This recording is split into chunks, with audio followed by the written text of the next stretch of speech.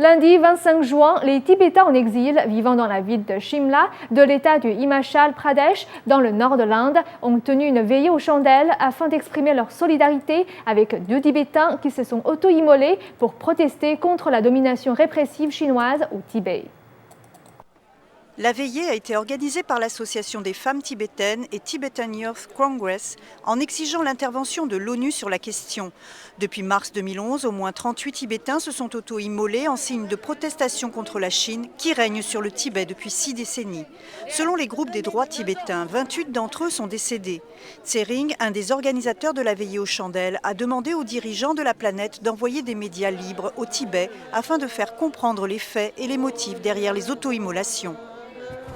Grâce à cette protestation, nous demandons aux Nations Unies et à tous les autres dirigeants, tous les dirigeants du monde entier, d'envoyer des médias libres à l'intérieur du Tibet afin de faire connaître la situation réelle au Tibet et comprendre ainsi la raison pour laquelle les incidents d'auto-immolation se produisent au Tibet. Nous demandons également à tous les gens épris de paix d'aider à sauver le Tibet. Le Dalai Lama avait provoqué la colère du gouvernement chinois en refusant de condamner les manifestations et en accusant Pékin de superviser un génocide culturel contre les Tibétains. Pékin insiste sur le fait que les autorités chinoises ont apporté le développement et la prospérité et nie bafouer les droits du Tibet.